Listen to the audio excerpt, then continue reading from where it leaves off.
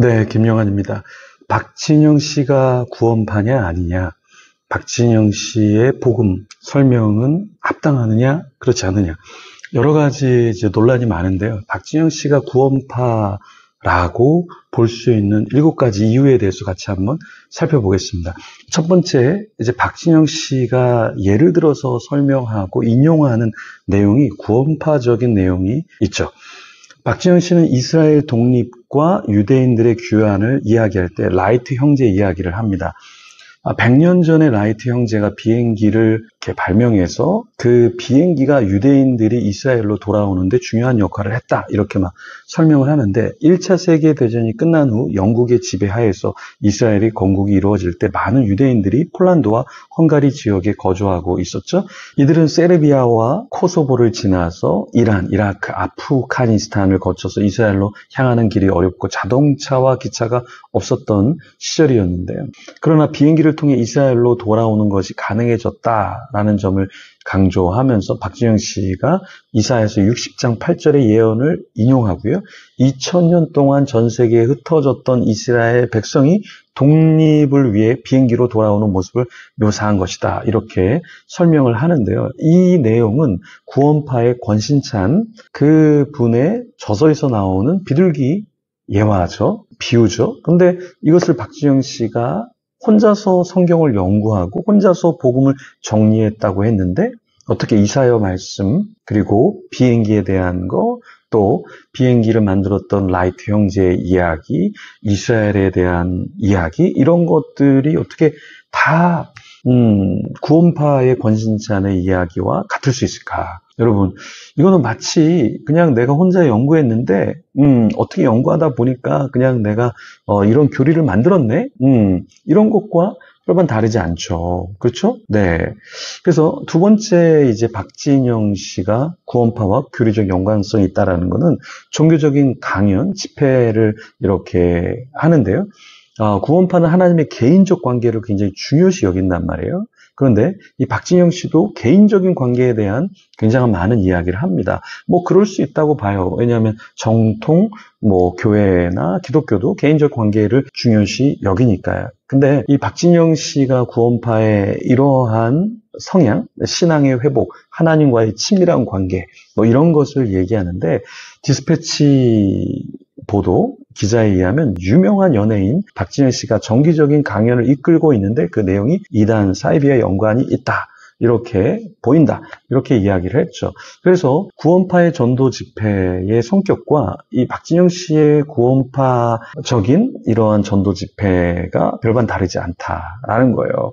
세 번째는 무엇이냐? 이 구원파 전도 집회의 특성과 굉장히 비슷하다. 구원파는 신앙의 회복을 목표로 하고 전도 집회를 개최하는데요. 회복된 신앙에 대해서 이야기하고 또 삶의 변화를 경험한 사례를 자주 언급을 합니다. 그런데 이 박진영 씨의 복음 이렇게 세미나를 보면 이러한 방식이 있다라는 거예요. 그러니까 구원파의 교리적인 부분도 있지만 구원파 전도의 이 방향성, 네, 그리고 틀이나 흐름, 이런 것이 굉장히 유사하다는 거예요.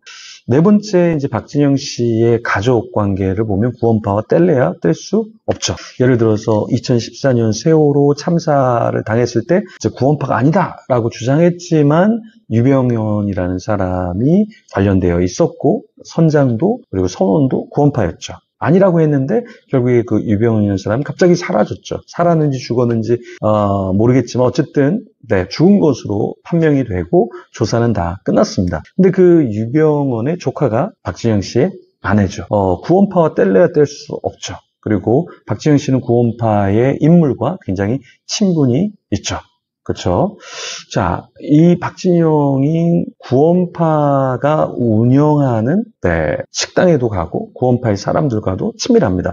예를 들어서 5번째 이런 거예요. 비공식적인 모임으로 하고 또 식사를 하는데 어때요? 유기농 식사를 하죠. 근데 어디서 합니까? 구원파 식당에서 합니다.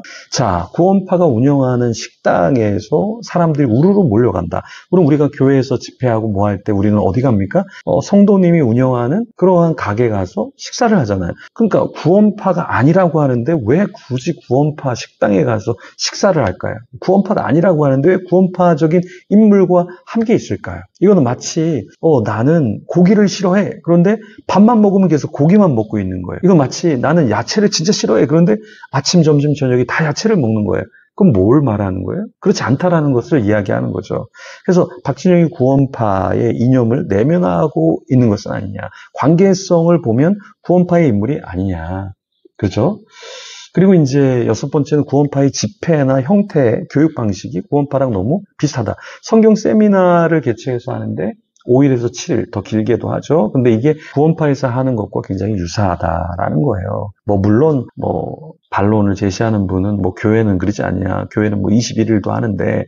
근데 이게 박진영 씨가 하는 게 구원파랑 굉장히 비슷하다는 거예요. 여러 가지. 먹는 것도 그렇고, 만나는 것도 그렇고, 집회의 성격이나 또 예화도 그렇고, 성경의 교리도 그렇고, 굉장히 비슷한 면이 많다라는 거예요. 그래서 구원파일 수밖에 없다. 이런 이야기가 나오는 거죠. 마지막 때의 증인, 구원파에서 말하는 마지막 때의 증인, 이 사람이 오히려 박진영 씨가 될 수 있는 거죠. 그렇죠? 그래서 박진영 씨가 이 역할을 충실히 담당해서 본인이 구원파라고 이야기는 하진 않지만 수많은 사람들을 굉장히 음지로 오픈하지 않잖아요. 그렇죠?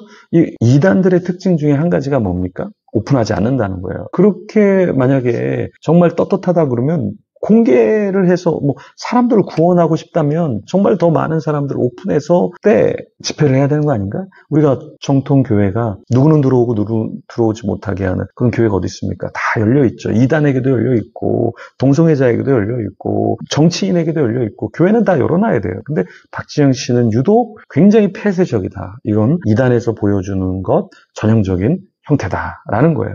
그래서 우리는 박진영 씨가 구원파다라고 할 때 그 무게 중심을 아니다라고 두는 것보다는 구원파일 수 있다라는 것에 무게 중심을 둬야 되는 게 그 교리, 그 성경적인 것을 푸는 것을 단순히 몇 년 성경 열심히 해서 이렇게 만들어낼 수 있는 게 아니잖아요. 여러분은 그렇게 만들어낼 수 있습니까? 몇 년 여기 아마 영상을 보시는 분은 신앙생활 10년, 20년 해도 박진영만큼 못할걸요? 아마 웬만한 목회자도 못할 겁니다. 웬만한 신학 교수도 박진영 씨처럼 체계적으로 복음이나 성경을 풀지 못할 거예요. 이 말은 뭐냐? 누군가 전해주지 않았다면, 누군가 어떤 팁을 주지 않았다면 이렇게 정밀하게 교리를 만들고 예화를 가져와서 만들고 하는 것이 쉽지 않다라는 거예요. 네, 물론 박진영 씨가 천재거나 하나님의 계시를 받았는데 구원파의 계시를 받아서 그렇게 만들었다. 그렇게 말하면 할 말이 없지만 박진영 씨는 구원파와 상당히 관련이 있을 수밖에 없다. 그렇죠? 네. 그래서 이러한 부분에 있어서 여러분들이 조심히 들으셔야 되고 잘못 또 넘어가서는 안 됩니다. 아주 건강한 교회에서 전통적인 교회에서 신앙생활 하시고 또 가난한 성도님들 여기저기 귀동냥하면서 귀가 썩지 마시고 이상한 이단에 빠지지 마시고 3단 사이비에 빠지지 마시고 성경을 잘 읽고 분별하는 여러분이 되기를 소망합니다.